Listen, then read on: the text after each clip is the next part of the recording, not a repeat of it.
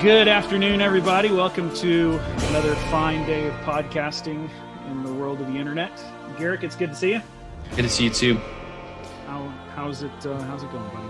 It's great. The weather's nice in Spain, like it usually is. And don't want to brag, but it's pretty good. It's nice. Of the obvious. Thank you for that. It's having a great week. Weekend's a good thing. I'm appreciative of rest. I'm appreciative of Sabbath, never more so than the last few years. The more it seems like the older I get, the older our kids get, the more I realize, man, I should have been taking Sabbath all those years before I had kids. But and the goodness of God and giving us rest and recognizing our limitations is a good thing. Yeah. Do you have any big plans for movies this weekend? I always feel like I'm going to get to movie recommendations now as opposed to later. Well, you got to watch The Mandalorian, the next episode of The Mandalorian. Did that release already? Because I've watched the first two.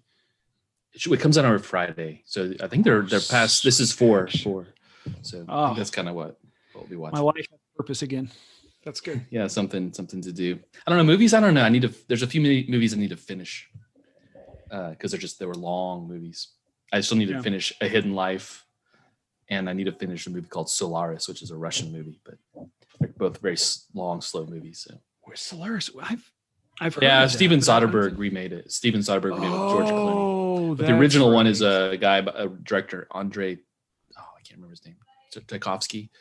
Yeah, it's probably not. To really get the nuance, you have to watch it in the original Russian, I'm sure. Yeah, it's kind of like it was like kind of a groundbreaking movie, but he was also like kind of an Orthodox Christian guy, so there's a lot of spirituality and kind of Christian imagery.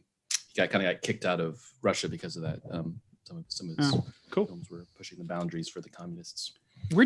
So just a random question, but where do you find these films? I always feel like you're like the guy who brings that really rare bottle of wine that nobody was expecting, but you always have one in your back pocket. Where do you find this stuff? It's one of my strengths in the Strengths Finder thing is like collecting ideas and stuff. I think I just have this ability to find stuff. I don't usually remember exactly, but Wikipedia is a very dangerous thing for me because it's like got those links and you can you can be like 2 hours and like, oh, I'm learning about basket weaving in the tribes of the mountains of Segovia.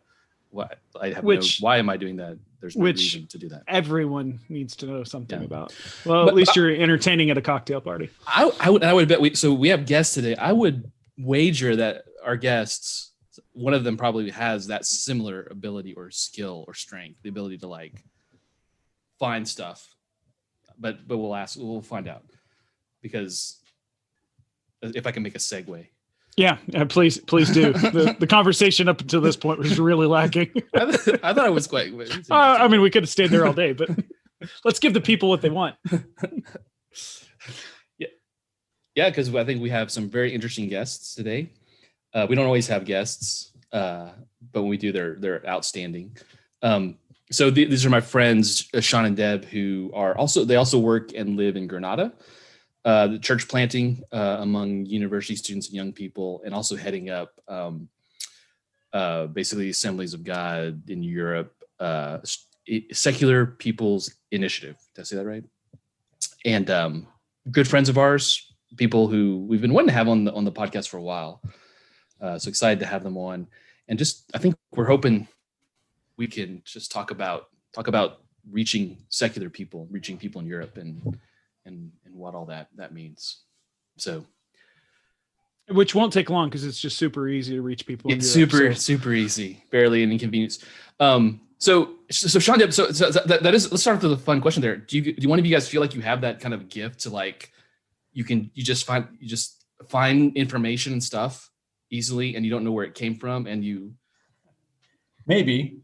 I think we have really different interests, and so the kind of things that Shawn collects or knows might be really different than what I do.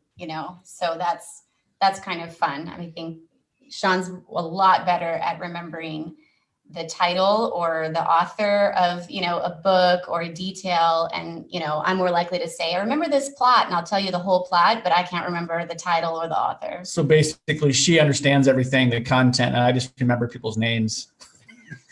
Good. There was a truck on the cover. I'm sure of it. I don't remember what we talked about. Together, you can complete. You're an ensemble. Exactly. That's great. Of course, yeah. But alone, we're only half a brain. That's great.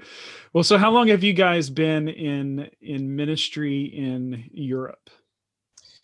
We've been in Europe since 2008. So I guess that would make it 12 years, unless you count 2020 as like 5 years. Right. So yeah, so we've been in Europe for about 12 years, but my wife I grew up in Belgium. So from the age of 5 to 15. So kind of saw a child's view. My parents were pastors of an international church in Brussels. And so then we came back as adults after doing student ministry in Washington, D.C. for about 10 years. Okay. You guys were on staff with Chi Alpha at just a little school called Georgetown. Yeah, Georgetown. Oh yeah, I've heard of that little small liberal arts college of no importance. Exactly. Yeah. That's so great. In some sense, that was probably was that a good preparation for you guys in coming to Europe? Was there some things there that you were able to take away? Yeah, absolutely. I mean, I'm a Bible Belt church kid. That's how I grew up, and in a good sense of that. I mean, good experience. Went off to one of our denominational schools to get trained for ministry and all that kind of thing.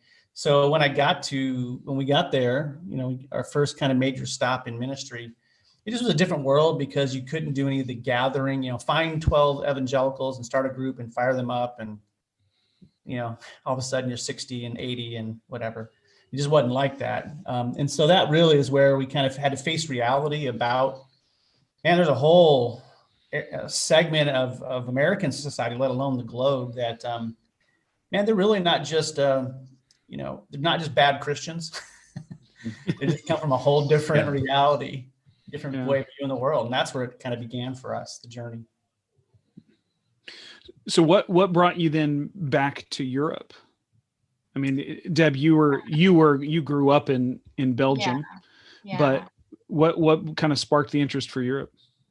I think probably those years. Well, we always wanted to go overseas and be in ministry, but I think those years in Washington, D.C., the students, a lot of them at Georgetown, were international students, and I think we just kind of had an increasing awareness of need. And felt like we really want to go where the need is the greatest. And because we were introduced there to the secular worldview, that was really on our hearts. And it felt like Europe was definitely the place. In our own organization, when we did some research, student ministry was far more developed in Northern Europe than in Southern Europe. And in fact, when I was a kid in Belgium, I knew the campus pastors at some of the universities. And so I think we felt like increasingly really just let's go where the need is the greatest. And that seemed to be Southern Europe. And so, our organization felt the same. And so Spain seemed logical. So in all of that, then what, having, as you said, Shawn, you had exposure to kind of the secular worldview, but once you write, you guys have done a lot of work. I've read a little bit about it, that stuff that Garrick has sent me, and really, actually, it's interesting because it really coincides with a lot of. You sum up well, I think, some of the thinking and what I would say if I were to try to describe things. I think you sum it up very well. It's kind of like, I don't know if you've ever had that experience where someone says something and go, yes, that's what I've been trying to put my finger on for a long time. So you guys have done a really great job of that. But before we get to kind of your definition of that, you had exposure to kind of a secular worldview, but when you got to Spain, was it what you expected? Did it take you a while to begin putting your finger on it? Like, kind of take me into some of the journey of all of that. Yeah, to kind of give a little context, both of us, our training was really missiological training. That's kind of where we always had that in mind. So even when we were in the States, we kind of looking through that lens of missiologically thinking about what are people's deep down beliefs, their worldview, and not just labels they put on themselves. Mm-hmm. And that's obviously an important lesson in a secular context, is people label themselves all sorts of things. They check certain boxes, but what they talk about and how they live and how they really feel about the world is different. So when we came to Spain, I think we were prepared to look beyond surface stuff like, I'm from this state church, or I'm this, or I'm that. And even people saying atheist, like we just never assumed that they actually were, even though they said that. And then you find out later, oh yeah, I believe there's God. I'm just an atheist, So yeah. I don't think we were totally surprised by all of that. But I think what struck me the most was just, you went from, experiencing a little bit of that in a Christianized country like the United States to everybody thinks the same way.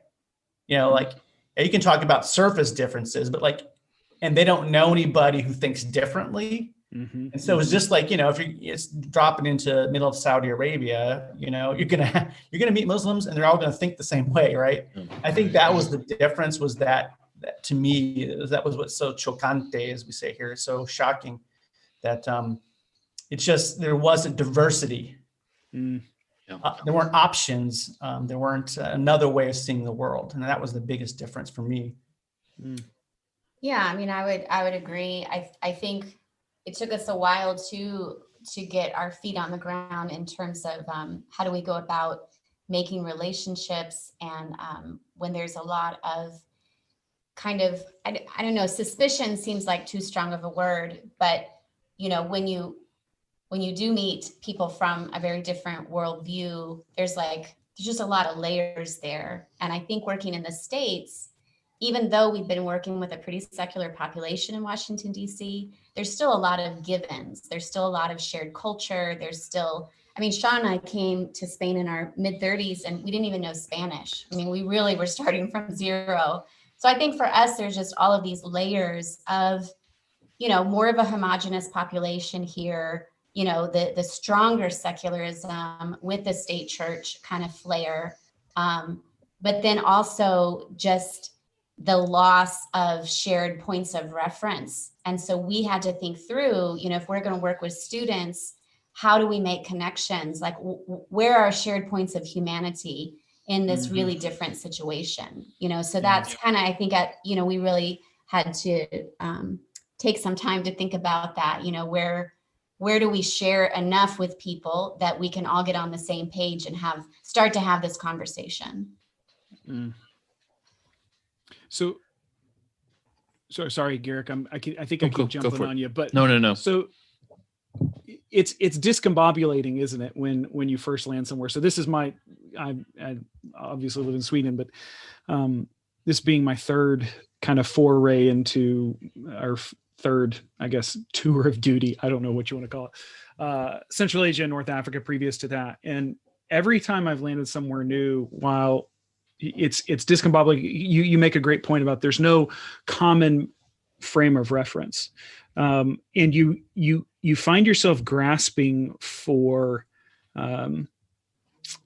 definitions, so words that you can define things by, but then you find they don't mean the same thing. It's kind of, inconceivable. You keep using that word. I don't think it means what you think it means. I feel like it sums up my experience of overseas missions. So how then would you guys, so you've mentioned secularism. So how would you define secularism as you see it today in Europe? Yeah. We try to really stay simple because we can go so quickly into the roots and enlightenment, postmodernity and all, post-secularism, all those kind of things. But I think for us, it's really, we just try to stay simple. And we say it's when the God or gods is no longer at the center. Mm. And part of the reason we that's our kind of standard definition is simply because there's kind of this old myth that secular people are atheist and, so then you have this big debate that the secularism theory, people are going to grow less and less and less religious and spiritual, and then it's going to take over. And then kind of religious conservatives say, no, that's not happening. And they're right, it's not happening. But it's still missing the point. These people are still secular. In other words, God is an option, but not an obligation.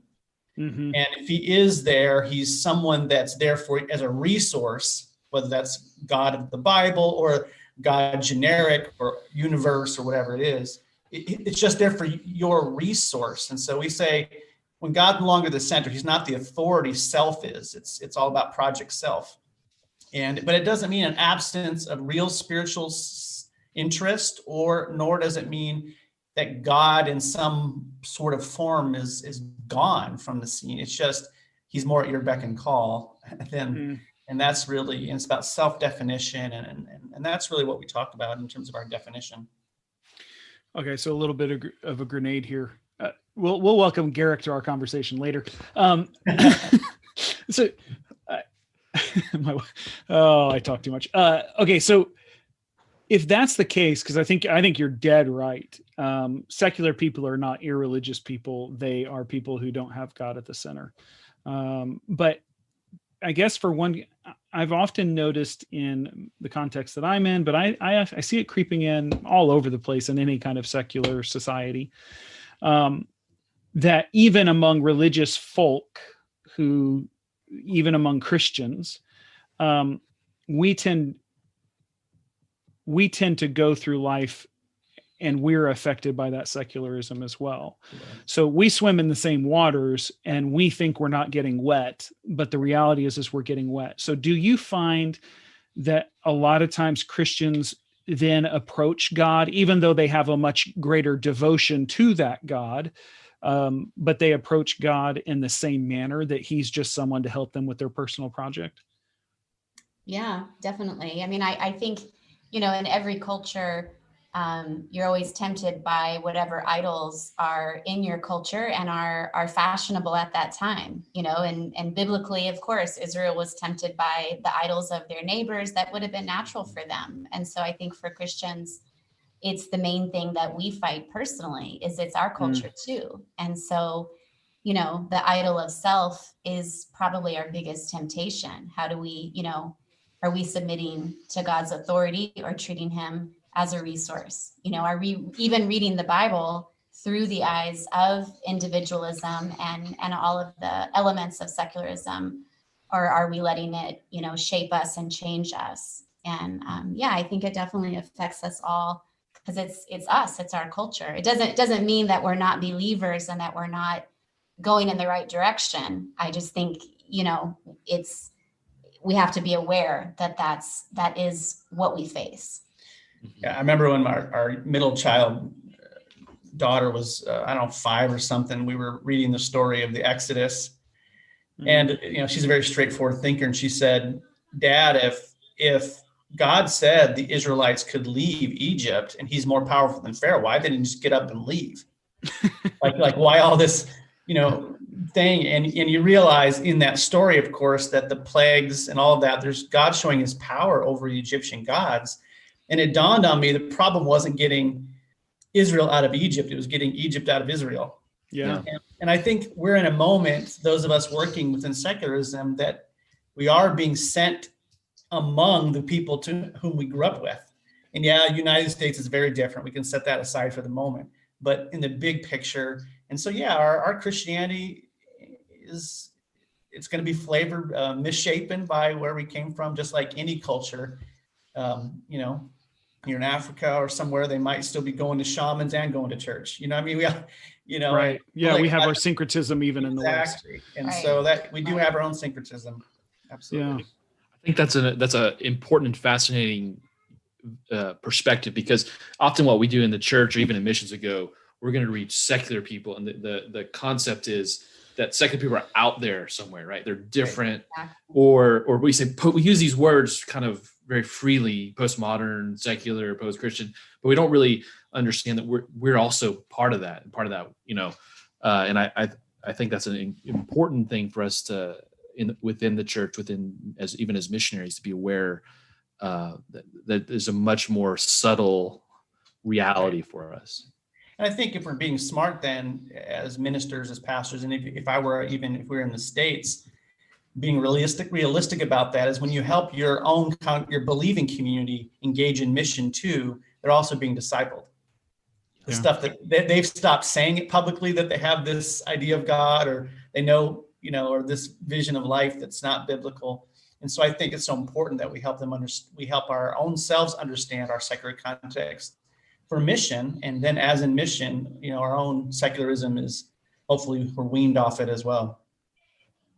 Yeah, it's a hard thing. I mean, because if you're familiar with, there's a pastor out of Australia and thinker, wicked, brilliant guy, Mark Sayers, who also has a podcast called This Cultural Moment.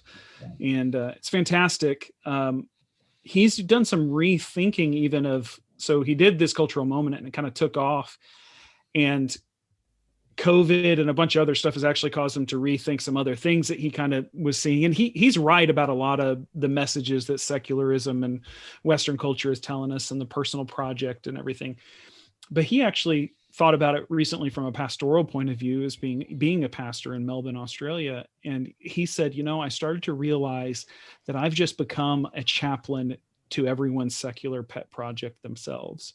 And he said, I'm not calling people into a deeper discipleship with Jesus. And, so he kind of has had this, and I think he's being a little tough on himself, because I followed him. I think he's a great pastor, but there is that reality of, there is that temptation for us to go, even as we quote unquote brand the message that or design tools or whatever else, we tend to frame it in sorts of, what's your pain point? Let me help you with your pain point. So, we can say things like, are you lonely? Jesus is your friend. Are you this? Like it just becomes this utilitarian personal project need. Yeah. So we have to be really careful with that. And you see that in missions, short-term missions, or sometimes, 1 year mission, or it's about the experience to have, I think I mentioned this quote last podcast, but it's in the movie Hidden Life, the Terrence Malick movie, where the main character, who's refusing to give allegiance to Hitler. And obviously this is a much more different context than we're in right now, but I think there's something similar here, where he goes to visit a man who paints in the church. He paints Jesus in these Catholic churches, and this man is confessing. He says, we have made admirers of Jesus, but not followers. And we need to paint the true Christ, not the one that makes everyone feel good and comfortable. So I thought it was a fascinating line. And so leading into there, do you feel that that's very similar, maybe what's happened in the church, but also the wider society of Europe, is there's admirers. Yeah. Well, that's, we talk a lot about that in the process of moving people forward, and we kind of have these markers we talk about. But it's easy, secularism can add a lot in to itself. It's in that sense, it borrows from Eastern religions, and that's where you can add a lot in, and it doesn't have to be consistent with something else you have in your pocket. Like you can hold contradictory views. That's part of its shape. Because of that, and we just talk a lot about it's a mosaicing kind of thing. I can grab a little bit of this, a little bit of that, if it's useful to me. And that can even happen within, hey, man, this is a great community. I love belonging to this Christian community because everyone's nice and helpful. But it doesn't necessarily say much about whether or not they're dealing with the allegiance issue to Jesus. We're still going to be nice, and we're going to be faithful in our community and all those things. But, we all had that belong before we believe, and I still think that's true. But people can belong and not believe for a long ways. You know what I'm saying? They're just like, I just like you guys. And because they don't, the allegiance issue, and that can go for the people, the lost people with whom we're working, but, attending a good Bible Belt church on 35, 1 hour every Sunday morning in the Bible Belt doesn't cost you very much. And it might make you feel better, but it's not probably going to demand the allegiance of Jesus. And so it's tempting in all locations. Yeah, the way we describe that here in Sweden is it's the salad bar approach to religion. Right. I like these pieces. I don't like those pieces. It's okay that you like those pieces because it's all here, but I'm going to put together my own salad. You do yours. And at the end of the day, all that really matters is that you have a salad on your plate. Right. And that's kind of oftentimes can be people's approach. You mentioned markers of secularism. What are some of those markers that y'all have identified?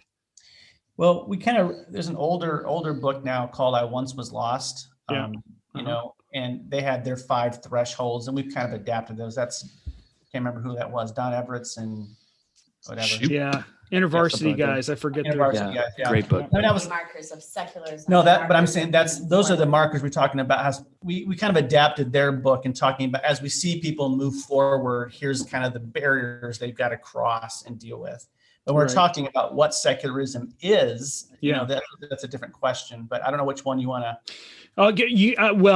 You referenced the markers of how someone comes to faith, and then in my head that made me think of the markers of secularism. So let's do the markers of secularism that y'all kind of work with and identify, just kind of to help people wrap their heads around it. And in large measure, I think so one of the reasons I want to get to that is, just like Garrick said, we tend to think of secularism out there, but it's really something that's we're swimming in as well. We just think of the secularist as the other, and not maybe even us or our neighbor. So, yeah, well, I think. Well, I don't want to jump maybe, but I think just to keep in mind, there's something it's a term you guys. I don't know if you even coined it, but you guys have settled is the idea of folk secularism.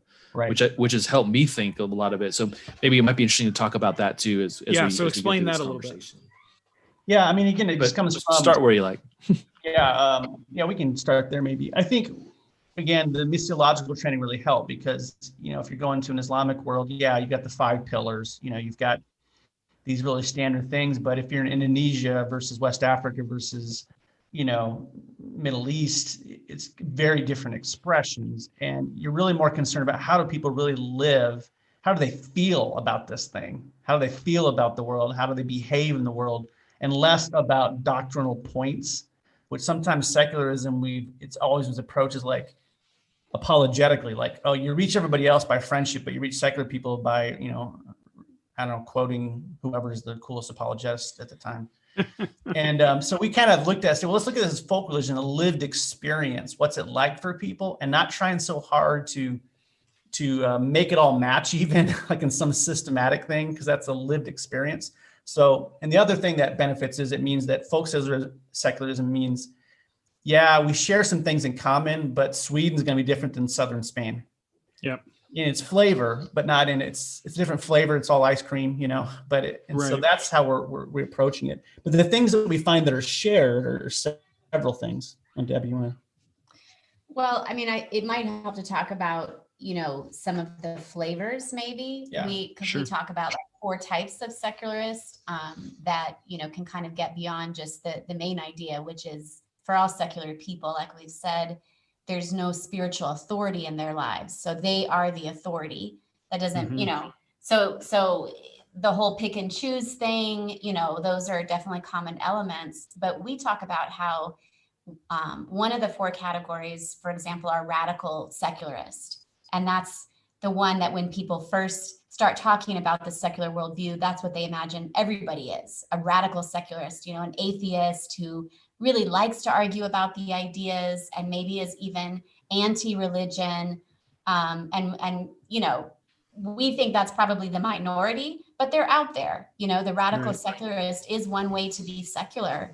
Another is what we call a spiritual secularist, which is, people that are really, really dipping into all kinds of spiritual practices from all kinds of different traditions, everything from meditation to crystals to, even more traditional practices. But it's very much, I'm going to make this hodgepodge that works for me spiritually because I am the authority of what is good for my life.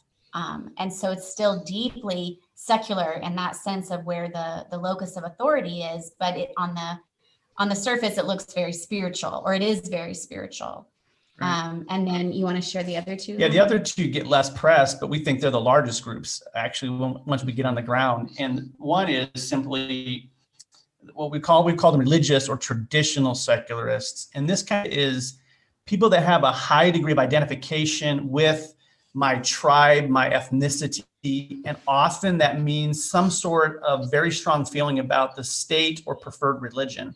Mm-hmm. And so, I am Catholic, I am Lutheran, I am, whatever, depending on whatever country you're in, but they actually have no real moral or spiritual life. So they never go to church, but it's very strongly held that I'm a Spanish, I am Catholic, and I vote this way.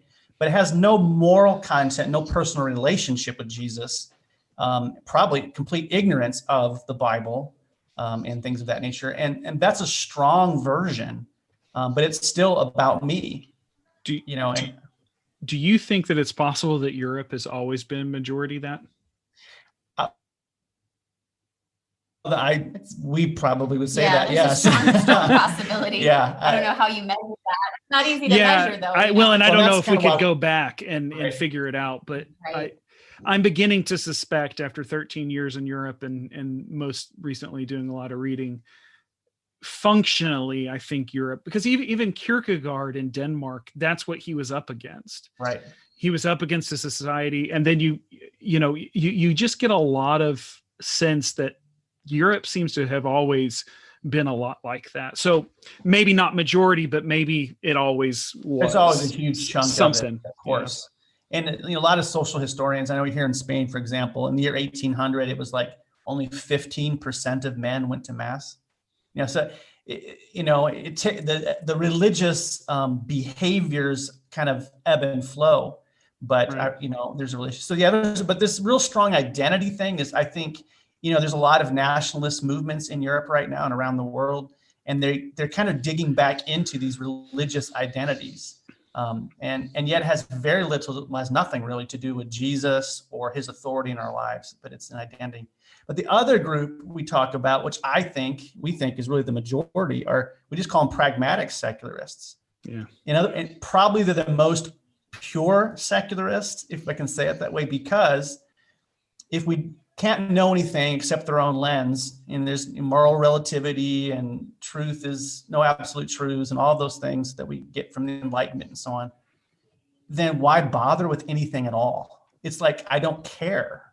Yep. And so apathy becomes the spiritual warfare. It's not like anger. It's just like, none of these questions have any meaning, so we don't even think about them. And when we talk to our students here and the friends of our children here, that is what? Why are we talking about this? Almost like I don't have a category to think and talk about it. Yep. It's so the apathy, and that's why I said the apathy of the devil's work is the apathetic. None of this matters. And so I just, have a little tapas, a little vino, little cerveza, I enjoy my thing, and I just never comes up, and none of us ever talk about this stuff. Yep. If I had a euro for every time a student says, we've never heard anybody talk about this kind of stuff before. I'm not talking about the gospel. I'm just talking about the big questions of life. Yep. And I think that's a huge. I mean, can you, is there an estimated number? Like in Sweden, I would say that's probably 95% of the people we talk to. Well, we put it up high. We tried. Unfortunately, when people study secularism, they almost always just study the non-religious, those who are committed. It doesn't help us. Such a mistake. But if you look at values survey, the Europe World Values Survey and stuff, and kind of ask like those questions, it varies from culture to culture, and that's kind of where we got these 4 categories from, anyway. Yeah. Like they started coming up as you kind of get through the data. But our experience is this is by far the core of secularism. Yeah. But Garrick, would you say the same? That, I mean, in terms of this, I guess we would say we know the student population the best, and it seems to us, and young families too. But that's been our what we found. Yeah, I'd say that's the vast majority of people are, and I think that number's grown. I think maybe not too long ago it would have been more traditional secularists, people who would more have identified still with the church in some way, but that group I think is in decline. So I would say most people are like, especially among the student population. Now, I think if you were to go to some villages or more in the rural area, it might be a little different. But among college educated people, I mean, it's so strong. I think is that when there are people in the student population who are asking those questions, even if they're Catholic and somewhat serious about their faith, there's such an outlier. People like, we've done stuff on campus, just gone up to people and go, do you know any Christian students? And you'll get, there's one. It's literally like we know this one. So, we don't do that stuff, but we know this one girl. So it's such an outlier that it's. And it may be different. I do think there are differences across Europe in what this looks like and which of these categories is more prevalent. And I know, we've heard from other European students who come to Spain. We have a Polish friend who's a believing Catholic and came to Spain and found us. And she was like shocked because she thought Spain would be like Poland. Mm-hmm. And she knew a lot of people her age who were, at various levels of what we would call maybe, whether or not they're devout Jesus followers, I don't know, but at least they were sincere in their beliefs and had no problem saying as a 20-year-old, I totally believe in God and go to mass regularly. And so when she came to Spain, she was just shocked, I can't find anyone. I've been on campus for 2 months and I haven't found anyone, So there must be quite a bit of variation, throughout Europe and even throughout Spain for that matter. And Poland, to be fair, doesn't fit the general profile of Europe for those very reasons. It is an outlier in all the data. Right. Yeah. So in that sense, it's very rare. But as you obviously got the East, Scandinavia is different. Again, it's that flavor, but this whole kind of, why are we talking about this? And I think an important thing to remember is often when people who will talk to us or who will engage, whether in spiritual interest or kind of anger, they often are outliers of the society anyway. And we kind of have ideas of secularism that are false. It reinforces our idea that apologetics is going to really work for everybody because that one guy happens to be Richard Dawkins' follower, Yeah. And he's the one dude that's read Richard Dawkins. Exactly. So I think it's important that we understand that because we got to hit the center if we're going to have long-term impact, So then you go ahead, Garrett, because I was about to switch gears a little bit. Oh, I think we're probably got the same question. Because have at it. We kind of look like twins actually on this Zoom call anyway. I just need to get my blue sweater on. We would be almost perfect. It's the official Rabbit Trails uniform. Yeah. So I think, John, obviously what you're talking about now leads to this bigger question, conversation you and Deb and I and ZU, my wife, we have a lot. It is, okay, so what? So now what? So typically what we get in our organization crew is, we'll just do this more, right? Just do it more. Or there's a tendency to go towards, we'll just get really involved with the local church, and we'll help the church do more. And I'm not saying those are necessarily bad strategies, but I think we all get this sense of like, there's a lot of, I don't want to say pressure, but kind of push to go, okay, we got to figure this out. There's a magic bullet out there that will solve this problem. Okay. So what do we, or what we hear often is like, well, this thing's working really good in Brazil, or this is working really well in Korea. Right. Yeah. We easily fall into the strategy fallacy. Yeah. That it's just the right strategy, or it's the right combination of things. At the end of the day, it's the same thing that falling into the right apologetics is going to get this person. It's the thought that it's a combination of things to unlock a box. So that was exactly my question. What next? How do you do it? Yeah. Well, again, ironically, the hyper-pragmatism is probably straight out of secularism, but that's totally part of it. But you don't want to sound trite or just kind of saying Christianese, because we can also build relationship, build trust, and that all, and that's of course fundamental. But that's like saying, how do you bake a cake? Well, you got to have flour. Well, yeah, okay, let's go beyond that. Right? Wait a second. I'm gonna write that down. This is groundbreaking. Yeah, exactly. And that's how I felt going to postmodern conferences for about 10 years. Like, thanks. Yeah, people are real experiential. Yeah, great. What is it?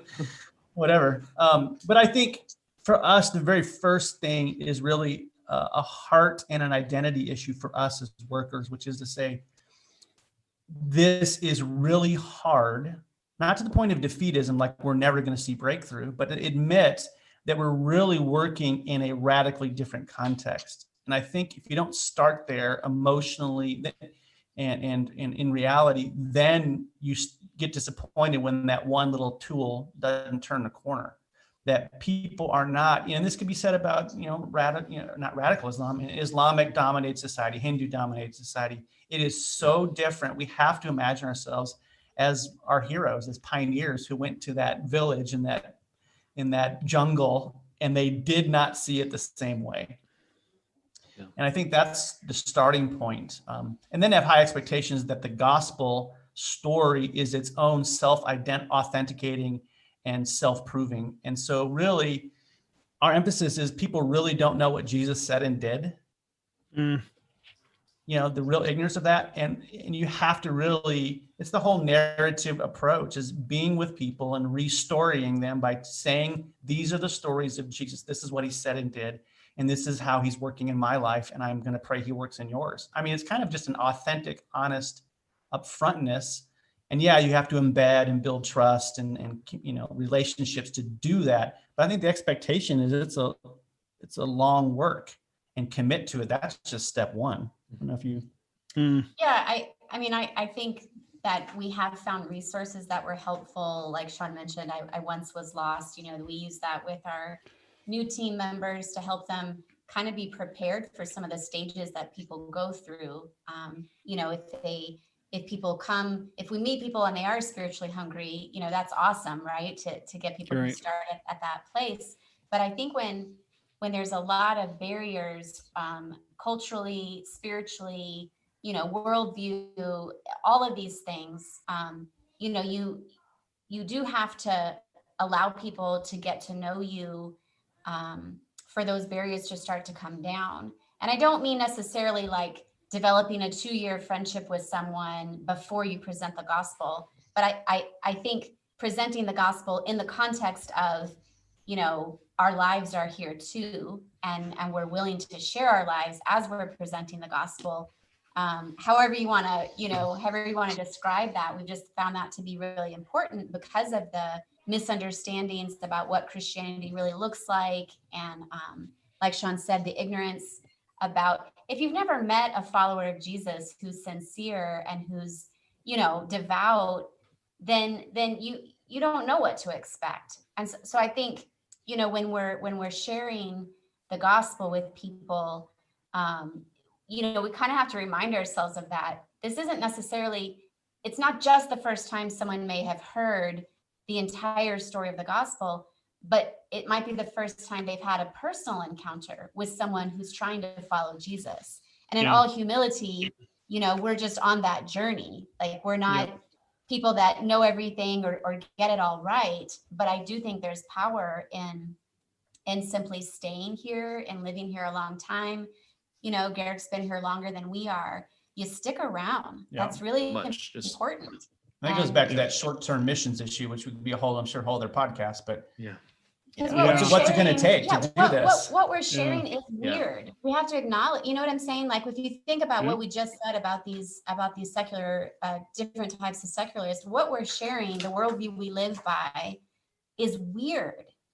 We believe in the supernatural. We believe someone else has authority over our lives. Right. We believe in moral purity. I mean, these are bizarre things to say that we believe. And so I think we have to be transparent about sharing relationships in our lives with people. So, otherwise, I just don't know that the words are going to make any sense. It's interesting because I couldn't agree more with all of that. When I first arrived, interestingly enough, I first arrived in Sweden in 2008 as well. So we've been in Europe, I guess, for about the same amount of time. And I remember very early on, my wife and I went out on campus and we're talking to a group of students. And I just remember one girl in particular. She's informed me since then that there were more people there, but I just remember this one response to this girl, because we were the first Christians. She was 26 years old. We were the first Christians that she had ever met. And I remember her looking at me with these eyes of disbelief. And I realized in that moment, she thinks I believe the world is flat. But it wasn't in the sense of when an American audience hears someone say that, we're ready to convince them otherwise. We want to engage with that. We have a kind of a combative idea culture where we're ready to jump on that. She wasn't like that at all. She looked at me with very Swedish eyes, which was, well, aren't you an interesting science experiment? Exactly. And what was going on in the back of her head was, I always heard that there were people like this out in the world, but I never actually believed that I would get to meet one. And so I became this interesting thing that she could, and I don't begrudge her for the feeling that she had, but it was this very seminal moment for me when I realized, okay, we're doing something different here than when I was in, North Africa and Central Asia, where the conversations were about the deity of Christ. But in those moments, what's interesting, and since then, what I've really come to realize is that, because I would say the majority of people that we meet in Sweden have her attitude in general, that is the over the driving attitude. With this added into it, the many people, I realize it's funny, about 10 years ago, up until about 2.5 years ago, I could use this example and it wasn't an issue and everyone connected with it on an emotional level. Now, when I bring up the world is flat thing, some people are actually starting to believe that the world is flat. And so it's kind of taking my analogy away. Like it's not working the way it used to.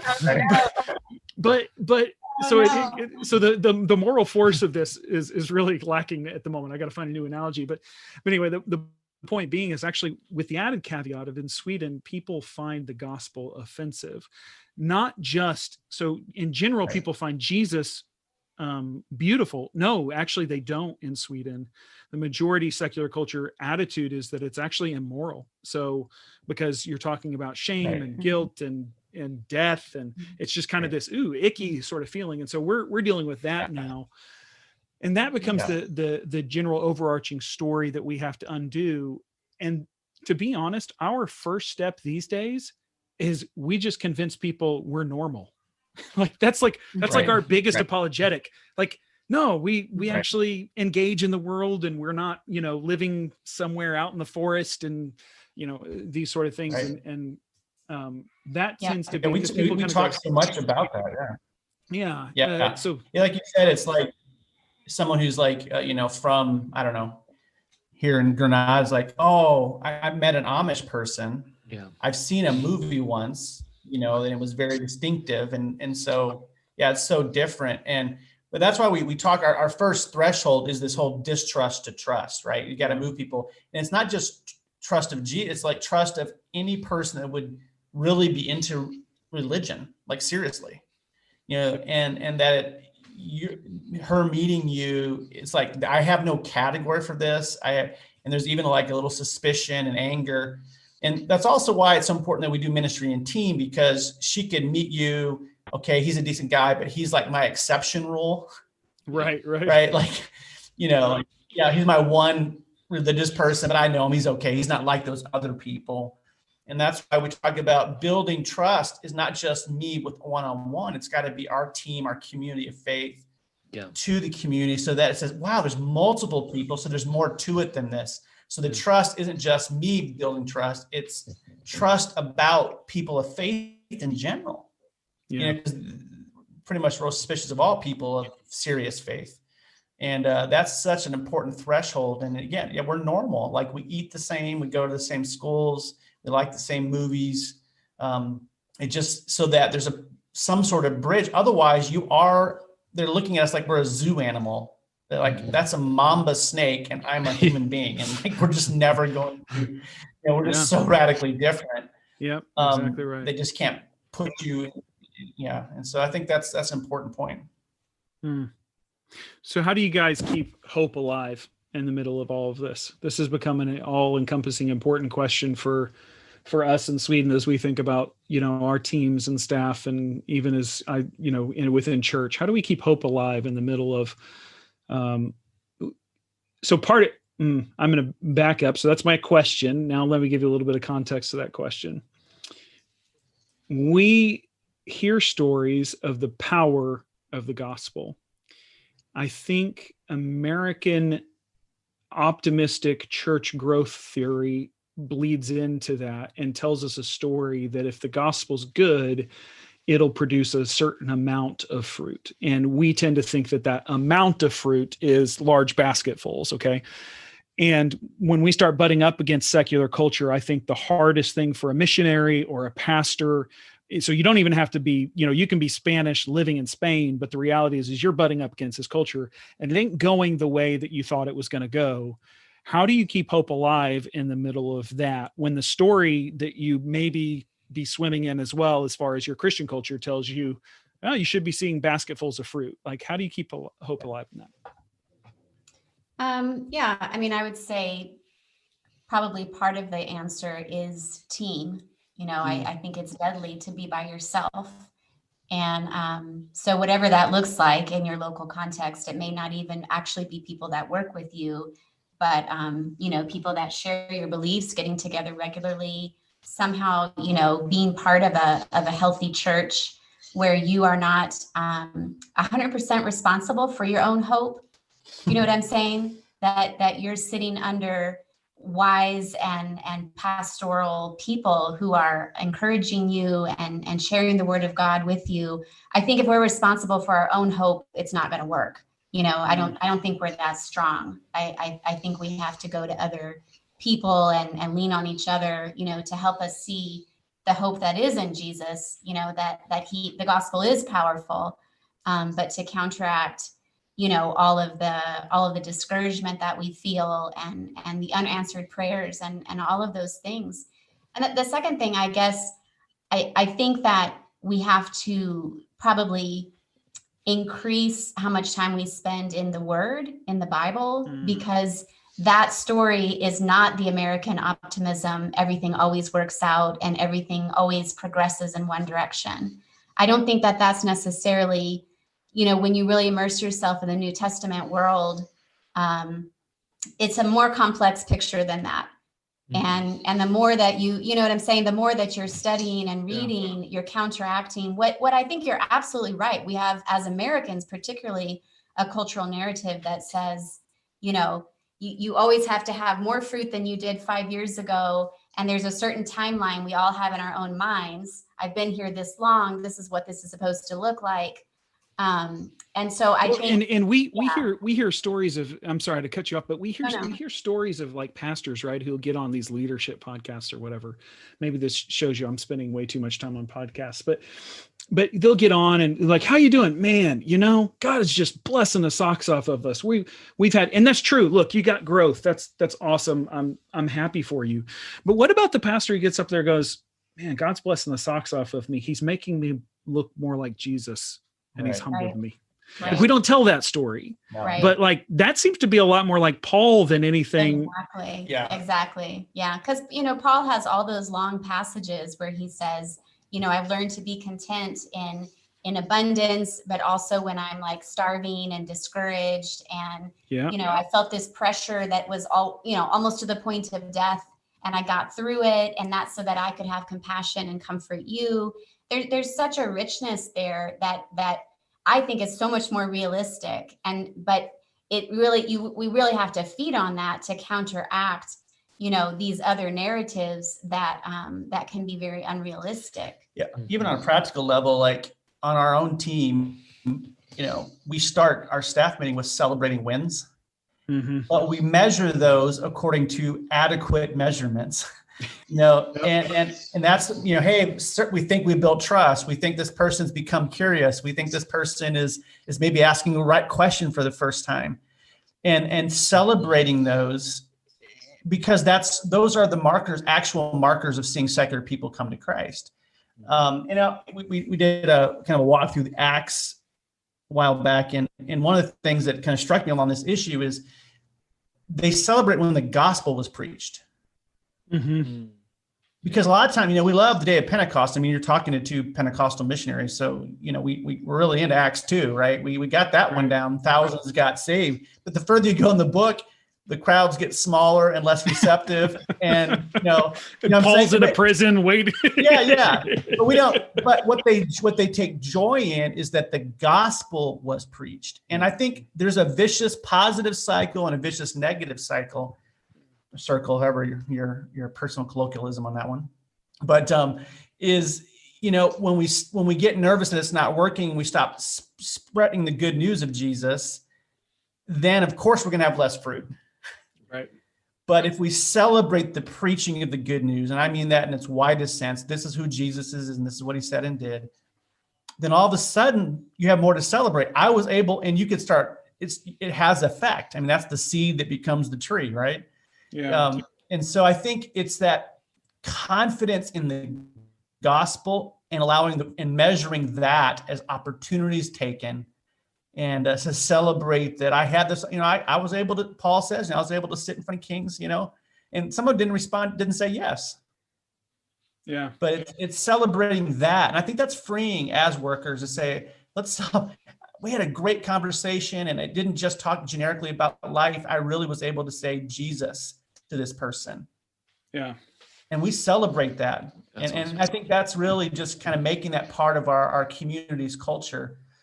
That's just reality. And you get hope from that. Yeah. So it's interesting because you guys are so well grounded in the word. And even when it's your point about being involved in a community. That's Hebrews 11 and 12, right? Like don't give up, because there's a whole host of people who've gone through what you're going through, and they all attest to the fact that it's worth not giving up for. It's worth persevering for. And so that's been something that I keep coming back to recently of, you guys are there in Spain, and you've got the Camino de Santiago, and Garrick and I have had the pleasure of walking it together. And recently in September, we walked it as a family, and my daughter, who's 7 years old, was struggling one day, the day we walked 25 kilometers. And she looks down at the path, and we had watched this movie called I'll Push You, where this guy pushes his friend who's in a wheelchair the entirety of the Camino de Santiago. And it's just an incredible story. And spoiler alert, all those people out there, they're coming on the podcast. So anyway, not spoiler alert, a big announcement. What do we call that? I don't know. Anyway, spoiler alert now. So make sure you turn it off. Anywho, so she looks down at that path, and she asked me, she says, Daddy, did Jason or did Justin and Patrick walk this path? And I said, yeah, they walked this very path. And she goes, okay, I think I can keep going. If that doesn't tell you what it means to make sure you're involved, and to take yourself out of the secular experiment, which says you got to figure it out on your own, right? That's one of the big lies of the enemy in this whole secular experiment is that the enemy tells you, you got to figure it out on your own, and you got to make your own salad bar. Don't trust everyone else. Right. That can't be trusted. Yeah. And yet the Bible says the exact opposite. Trust those who've gone before you, not because they had it all right, but because they remained faithful. Right. And then that'll help you along the way. So I love that. Well, the thing is, most of us that are called to this kind of work, we've read or heard the stories about this person who went to China in 1800, this person who went to India, and they didn't see one soul converted in their whole life. And then now we know there's 25,000 churches in that area. Like, what we tell those stories, but none of us want to live those stories. Yeah, that's right. You know what I'm saying? And so I think it is like that we do have those stories of those who've gone before. You can talk about what's happening in Iran with all the growth there right now. And man, we all remember what it was like when even in the 80s, 50 years ago now, Shawn and all that kind of stuff, and the prayer that went into it, and the laborers and the martyrs, and we're not in that kind of a context, but at the same, in terms of danger, physical danger. But why should we have it any different to say we're going to plug in, we're going to be faithful, we're going to celebrate the gospel? And I want to believe, my friend Javier, and for breakthrough, like we don't want to get like, oh, don't expect God to do anything. That's the wrong attitude.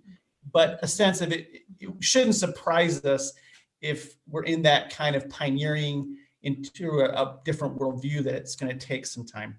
One of our leaders in our organization, he often says, when it's like a big group of workers gathered together, and people are, in all kinds of different contexts, and he often says, remember, if you're in a season of harvest, it's because someone came before you and sowed the seed and broke up the hard ground. Maybe if you're breaking up the hard ground and you're sowing the seed, remember, it may be you that enjoys the harvest. It may be somebody else, but that's very, very biblical to say, we're part of this process. And because God is faithful, we know ultimately harvest happens. but we don't necessarily get to choose, where we are in that process of breaking up ground, or, sowing, or just cultivating this little baby plant that is going to end up multiplying.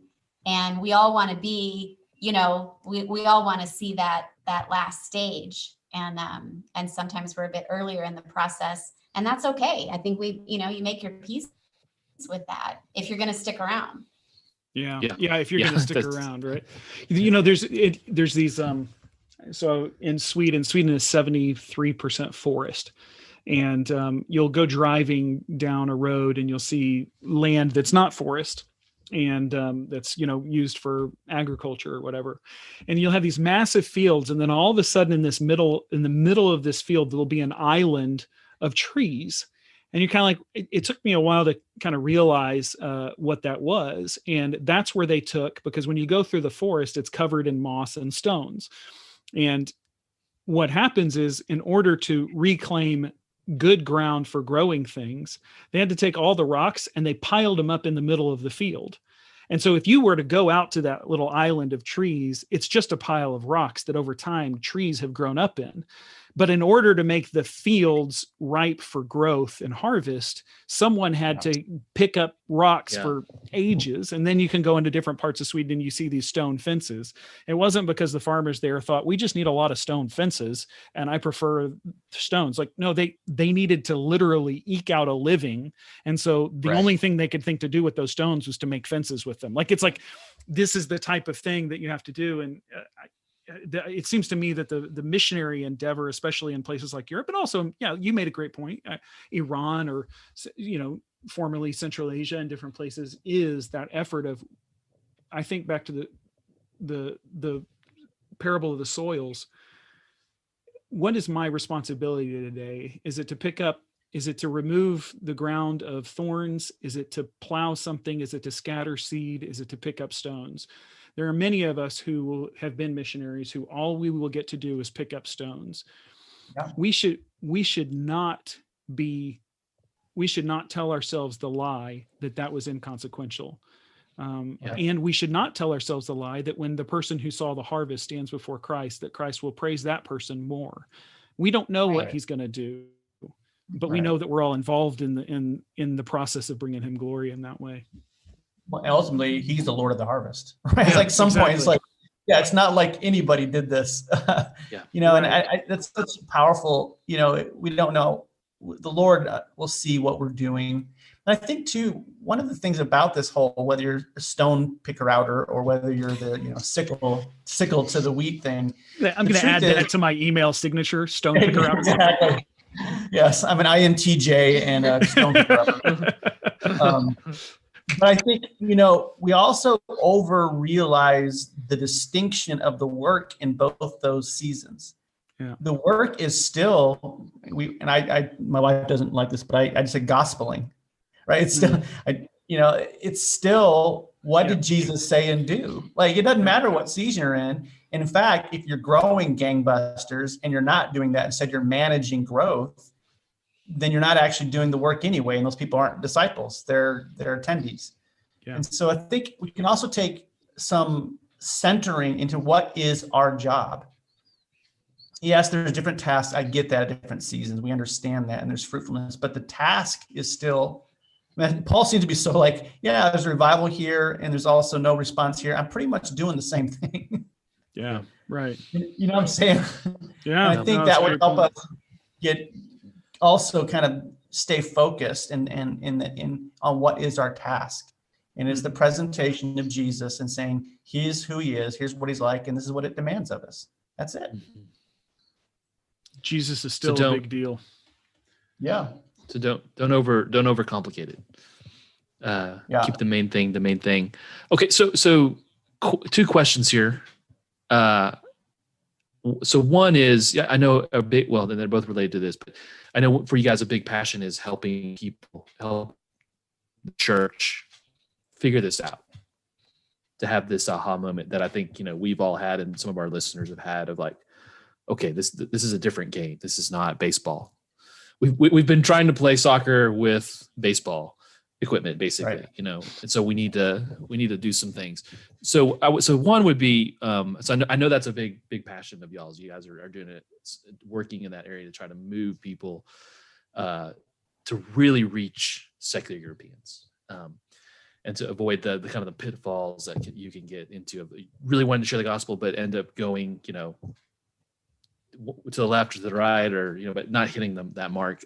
So what I would say, one question is, what do you see as the state of the European body of Christ with respects to that? Are we doing a good job, or even the missionary movement? Are we hitting that, or are we needing to make some major corrections? And number two, I think you guys have some things in the works, don't you? You guys have like a journal, or if you're able to talk about those things, and some things coming up that might be really helpful for people out there who would be interested in getting more involved with this conversation. Yeah. I think Deb's going to hit the thing about how we're doing in Europe. Well, I can't speak. No, we can't speak for that, for how are we doing in Europe. I think we've seen over the last 10 years, the conversation has been moving in the right direction. And I think that the part that we felt called to play was just sort of to name the challenge that we were up against, to be able to say there is a secular worldview, and, it does have a certain shape, and, this is a unique challenge. And we're not the only ones out there, obviously, talking about that. But I feel like from a lot of different directions, we feel like in the past 10 years, the church in Europe and some of our American churches are starting to really grapple with it. And I don't know how long it takes then to change strategy and stuff like that. But I would say we certainly come across more books than we used to, where people are articulating the worldview and the challenge. And even, as we've said, how it affects us as believers, all of those things seem to be just more in the air than they were 10 years ago. Yeah. I think at the same time, one of the biggest challenges is the doubling down on the culture wars. And the culture war really distracts from reaching people, and in fact can be opposed to reaching people. And so I think that's been kind of like, from our perspective, a tension maybe, as we see more awareness in the churches and more, in a sense, more desire to reach people. But then if on the other hand, people are very caught up in a culture war and in politics and it's on a whole nother level, the voice of believers can get lost. If we're using our voices for all of those other things, our testimony about Jesus gets lost in all of that. And so I think it's a kind of a delicate moment. Yeah. I feel like it's a moment that, we pray desperately that the testimony about Jesus, won't be lost for the next generation as a cost of the culture war. I'm trying to figure out a way to even, how sometimes you need to rephrase something that's in common parlance. I feel like culture war is one of those. I'm toying around with calling it idol propping. we just, our idols are falling, and so we want to just go around and keep them up for a little while longer. Yeah. Like it. And I'm in plates. Yeah, you're right. Something there is you hit the nail on the head. You guys mentioned the literature is definitely more rich than it used to be. I would totally agree with that. What are some books that y'all have read either recently or in all of this, that have books, journals, whatever, that you're finding, wow, this is, if there was an enterprising, person who wanted to start reading in these areas, where are some places you would point them to? Well, our grandfathers obviously are the big names. Leslie Newbigin. If you're not haven't read him, then he's the one where it kind of begins for us all. So everything he's ever written, we obviously try to get, and because he is readable, that's the good news. He's not recent though. That's not recent. But that's more like the roots, I think, of the good stuff. That was, and then I think more recent people build on that. Yeah, I mean, and obviously from understanding secularism, Charles Taylor is the guy who helps us understand it. Those are the big kind of behind the scenes guys. But on the popular level, and How not to be secular, the popular James level. K. Smith, who did that. There's a lot. What's that? Seculosity. And again, a lot of these are from American context, but they're still kind of getting it. And honestly, the missional church movement, there's a lot there that they're writing more about this. Michael Frost, his stuff. One that's I found really interesting, which does come from the American context, but is I think I have it here. Hidden Worldviews. I don't know if you're familiar with that. It's not super recent. It's from 2009. But really very readable and very much goes over maybe 9 different things like individualism or nationalism or materialism, like these deep elements in the secular worldview, and kind of shows, the challenges and even maybe some things in these elements that aren't all evil, like individualism, it's not 100% evil.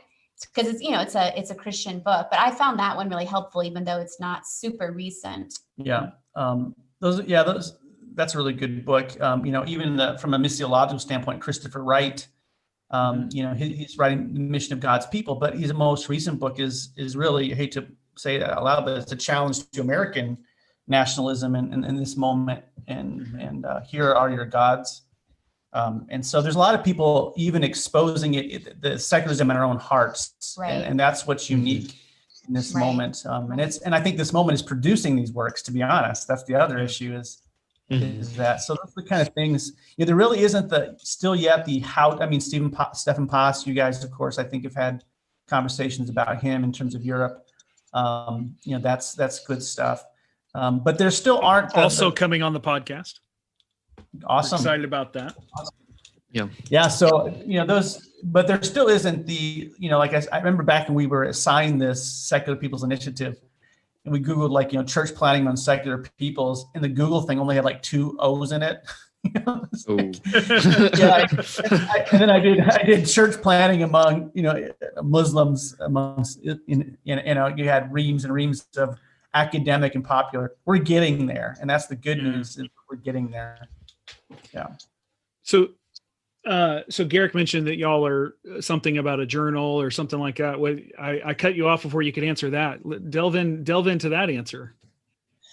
Yeah. Well, out of our own particular denominational stuff, we're kind of being given the task of really generating a passion for secular peoples as a block, hey man, this is a field that needs to be on the missiological map. I was just doing some stats the other day, and according to our definition, as best as we can tell, we're talking 1.5 billion people.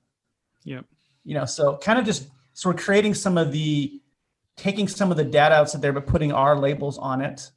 And the first thing we're doing is kind of just a popular aimed at young people, kind of lose yourself devotional journal where we'll pray. It'll challenge the secularism in us, but then you begin to pray for secular peoples around the world. From the Mark passage. From the Mark 8:35, you lose yourself for my sake in the gospel. Yeah. So we're kind of working on the devotional, and we have courses and things that we do and trainings and stuff, and hopefully we have a secularpeoples.org under construction site. Who knows when that gets done, but we'll start doing those things. But really, we're trying to really raise a generation who can face this in their own hearts. Again, if we don't get Egypt out of us, we'll never be effective engaging people in Egypt, and so that's really, so it's going to be Lose Yourself campaign is basically lose yourself in Europe, lose yourself among secular peoples. And so we're going to be producing some of those things. Hopefully that 2021, we have all our deadlines. So that's awesome. Give the time to write. Wow. Well, I would love to see some of that. I'll make sure I'm following that on the websites and stuff, because I think that's hugely important. My brother's wife's stepdad, I guess, is a statistician at a university in America. I probably shouldn't narrow it down too much. He may not want me to point him out on this podcast, but he's fond of saying there's lies, damned lies, and then there's statistics. Right. And you know, I think in missions is very guilty of throwing out those statistics, especially at least as a missionary in Europe, I feel often, and I've been a missionary in the 1040 window. Right. But you know, the one that, you know, however much percentage of every dollar that goes towards the 1040 window. And it's like, yeah, because I could live off of $100 a month there. Exactly. I paid 50% in taxes, you know, like, I mean, it's just, you know, it's like, well, okay, that doesn't really tell the whole story, but yet it gets things going. And that's one of those things that I'm all for reaching unreached people groups. I just think we've defined it. This is a personal opinion. We've defined it in such a means that was a snapshot in time, but then we forgot to kind of update and go, well, wait a second, maybe people who quote unquote have the gospel actually haven't heard too. Right. Because it's amazing how many more people were familiar with the stories of Jesus in Central Asia than are familiar with the stories of Jesus here. Yeah. And we always technically they're reached. So we always talk about that. One of the big things we talk about is we did the World Value Survey. Yeah. Who believes in a personal God, judgment, hell, and sin? And you show Turkey on the map and it's like 95%. And then you go to Europe and no one's larger than 25%. I'm like, well, you know, it's a different starting place. And as one of my colleagues who's been in both worlds says, it's a different kind of hard. Yeah. You know, it's not hard to have a spiritual conversation in an Islamic context. It's hard to convince people Jesus is the Lord. Right. Here, the conversation is the challenge, you know, and it's different.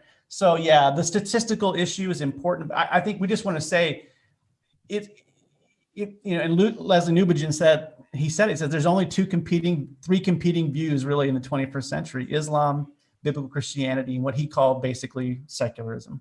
Yeah. And so I think it's compelling from that standpoint. We just need to get that message out, but not to produce a culture war, but to produce apostolic function, you know? Right. Exactly right. Don't get sideways about winning a battle that we're not supposed to be fighting in the first place. Yeah. But that's hard because we carry so much of our culture into stuff, you know? Exactly. And so may God have mercy on our souls as we endeavor to follow him, you know? But, oh man, you guys are doing incredible work. Really encouraging stuff. Thanks. This has been, sorry, what did you say, Deb? Sorry. No, I was just saying we appreciate just getting to chat with you guys. Yeah, thanks. This was knowing some of the people who listen. I think this is going to be probably one of our better podcasts. Barrett, wouldn't you say? I believe the content of things. There's a few things that I feel in this conversation where we're able to, like, 2 or 3 pegs that I think are just really kind of important for people to hear. Thanks so much, guys. Okay, so as we finish up in honor of St. Louis, so 25 years ago this week, Sunvolt. So if you don't know who Sunvolt is, they're one of the early alt country bands that kind of came out of Uncle Tupelo. They blew up and formed 2 bands, Wilco and Sunvolt. And Sunvolt released their probably some people say considered one of the best country rock albums ever. Trace was 25 years ago this week. So good that Wilco, the guys who actually broke up with the guys in Sunvolt to form 2 bands, they had an album come out almost the exact same time. They were in their tour bus. They put the Sunvolt CD in, listened to the whole thing. No one said a word. They ejected it and threw it out the window because it was so good. They were so mad. But anyway, Wilco's a great band also. It forced them to make great albums. So St. Louis, a great music city, great soccer city. And thanks, guys. Thanks a lot. All right. Thank you guys so much for your time. It's been awesome.